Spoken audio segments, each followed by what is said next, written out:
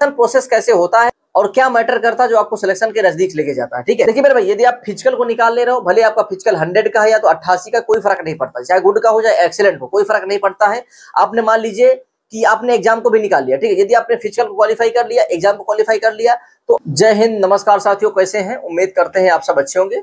दोस्तों, इस समय यदि आप भी टीए आर्मी का इंतजार कर रहे हो तो फाइनली आपका इंतजार यहाँ पे खत्म हो रहा है। जैसे कि जोन 2 की रैली भर्ती के बारे में आप सबको पता चल गया होगा और जोन 1 की रैली भर्ती के बारे में भी आप सबको पता चल ही गया होगा। ठीक है, रही बात जोन 3 और जोन 4 की भर्ती, इसके बारे में बहुत जल्द आपको पता चलने वाला है। इसका इंटरनल जो नोटिफिकेशन है बहुत जल्द आने वाला आप सबके सामने। वैसे तो जब तक कोई नोटिफिकेशन आउट नहीं होता तब तक मैं कोई टी आर्मी पर वीडियोस लेके नहीं आता हूं, लेकिन आज कुछ ऐसी इंफॉर्मेटिव जानकारी है टी आर्मी वाले अभ्यर्थियों के लिए, तो ये वीडियोस क्रिएट करना पड़ रहा है। यदि आप वीडियोस में आए हो मेरे भाई तो वीडियोस को पूरा देख लीजिए, क्योंकि इससे आपको बहुत सारी ऐसी जानकारियां मिलने वाली है जो आपके सिलेक्शन प्रोसेस में काफी आपके लिए मददगार साबित हो सकती है। ठीक है, हमारे एक भाई हैं जम्मू कश्मीर से हैं, जो H&H यूनिट से उनका भर्ती होता है 161 इन्फेंट्री बटालियन जैकरिप में। कल जम्मू एंड कश्मीर से एक भाई मेरे पास कॉल करते हैं, कुछ सिलेक्शन प्रोसेस के बारे में अपनी इंटरनल बातों को शेयर करते हैं। वो 161 इन्फेंट्री बटालियन टीए जैकरिप में उनका एडेप्टेबिलिटी टेस्ट लगा था 2024 में।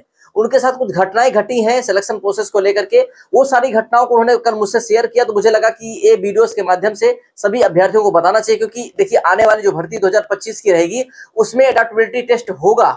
ये 100% जितने भी H&H की यूनिटें हैं उसमें एडेप्टेबिलिटी टेस्ट होना अनिवार्य है, और इसी एडेप्टेबिलिटी टेस्ट में सिलेक्शन तय करता है कि किस अभ्यर्थी का यहाँ पे सिलेक्शन होगा। ठीक है, बैक टू बैक मैं आपको बताने वाला हूँ कि क्या क्या चीजें यहाँ पे आपसे पूछी जाती हैं और यहाँ पे सिलेक्शन प्रोसेस कैसे होता है और क्या मैटर करता है जो आपको सिलेक्शन के नजदीक लेके जाता है। ठीक है, देखिए मेरे भाई, यदि आप फिजिकल को निकाल ले रहे हो, भले आपका फिजिकल 100 का है या तो 88 का, कोई फर्क नहीं पड़ता, चाहे गुड का हो चाहे एक्सीलेंट हो, कोई फर्क नहीं पड़ता है।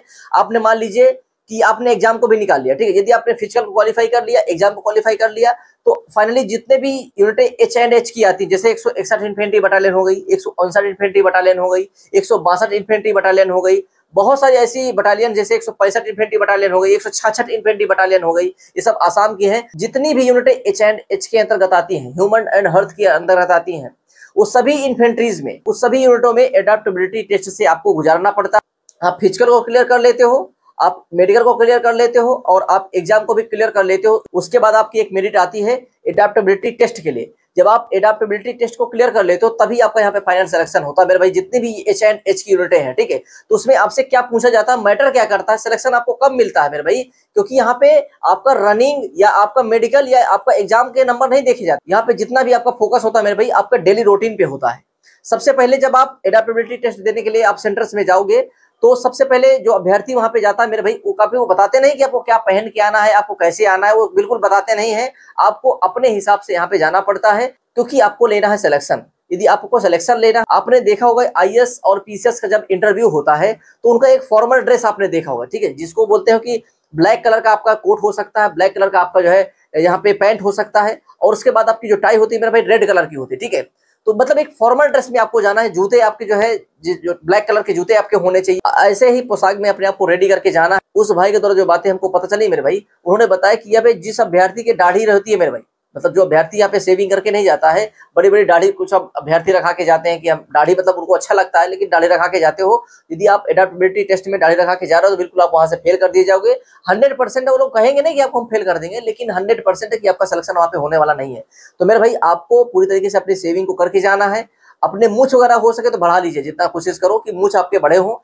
यदि आपके मूंछ बड़े होंगे तो भाई सिलेक्शन पाने की संभावना वहां पे ज्यादा बढ़ जाती है। ठीक है, और आपके हेयर वगैरह जो होते हैं मेरे भाई, उसको आर्मी कटिंग में कटवा के जाओ। ठीक है, बिल्कुल बड़े बड़े बार करवा के मत जाना, और रीछ जैसे मत बन के जाना मेरे भाई। ठीक है, कि पागल जैसे बन के चले जाओ वहां पे, ऐसा नहीं जाना आपको। जो आर्मी कटिंग होती है उस आर्मी कटिंग में आपको अपने हेयर को कटवा लेना है, और सेविंग वगैरह आप सबको अच्छे से कर लेना है। और आपकी जो है मूछे वगैरह यदि आपके पास आ रहे हैं तो मूछे आप अच्छे से बढ़ा लो। मूछों की वजह से आपको सिलेक्शन पाने में काफी हद तक मददगार साबित होगा मेरे भाई। ठीक, उस भाई ने जो मुझे मेरे भाई बताया ना कि सर वहां पे ना तो फिजिकल मैटर करता है और ना ही एग्जाम मैटर करता है, टोटल जो यहाँ पे मैटर करता है मेरे भाई, वो टोटल मैटर करता है आपका फॉर्मल ड्रेस, अपने अच्छे से हेयर कटिंग करवाया कि नहीं करवाया, मतलब आप पूरी तरीके से आर्मी के लिए सूट कर रहे हो या नहीं कर रहे हो, मतलब पूरी तरीके से आप आर्मी को सूट करने चाहिए, एक जवान आप दिखने चाहिए। यदि आप जवान के तरीके से अपने आप को बना के जा रहे हो मेरे भाई, तो सिलेक्शन पाने के चांसेस वहां पे ज्यादा बढ़ जाते हैं। एक टी आर्मी के ऑफिसर से उस भाई ने पूछा कि सर मेरा गुड का रनिंग लगा हुआ है, क्या मेरा सिलेक्शन हो जाएगा क्या?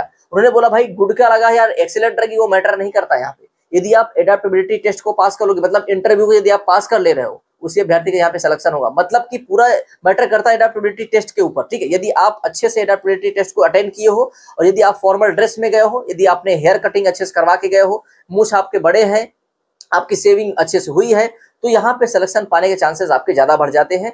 आपको किसी भी प्रकार के कपड़े पहन के वहां पे नहीं जाना, आपको जो है एक यूनिक ड्रेस में जाना, जैसा कि एक ISPCS जाता है इंटरव्यू के दौरान, वैसे ही अपने आप को बना के जाना है। मतलब पूरी तरीके से आप रेडी होके जाओ कि नहीं हम इंटरव्यू देने के लिए जा रहे हैं। नॉर्मल कपड़ा यदि आपके पास कोट पैंट नहीं है तो भी आप यहाँ पे व्हाइट आपका शर्ट होना चाहिए और ब्लैक आपका पैंट होना चाहिए, ब्लैक आपके पास शूज होने चाहिए और टाई आपकी रेड कलर की होनी चाहिए। यदि आप इस तरीके से मेरे भाई जाते हो ना, पूरी तरीके से एक ऑफिसर दिखने चाहिए कि नहीं यार बंदा आर्मी के लिए सूट कर रहा है। यदि आप इस तरीके से लुक में जा रहे हो ना, तो 100% है मेरे भाई, आपका कहीं ना कहीं यहाँ पे सिलेक्शन होने के पूरे चांसेस होते हैं, ठीक है। अगर ये हमको उस भाई से मिली है तो मुझे लगा कि ये वीडियोस लाना बहुत जरूरी हो चुका है, क्योंकि जितने भी हमारी H&H की यूनिटें हैं मेरे भाई, उसमें जितने भी हमारे जवान भर्ती देखने वाले हैं उनके लिए ये वीडियोस काफी मददगार साबित हो सकता है। तो मेरे भाई आने वाले समय में आपको पूरी तरीके से ऐसे ही अपने आप को बना के जाना है। किसी भी प्रकार का आपका कोई समस्या रहता, कोई आपका जो है डाउट रहता, तो हमें आप कमेंट कर सकते हो, उसमें मैं जवाब देने की पूरी कोशिश करता हूँ, ठीक। चैनल पे पहली बार हो, चैनल को सब्सक्राइब कर लीजिएगा, ऐसे ऑथेंटिक जानकारी अब तक पहुंचाते रहेंगे, ठीक है। तो चलिए मिलते हैं नए सेशन के साथ, तब तक के लिए नमस्कार, जय हिंद।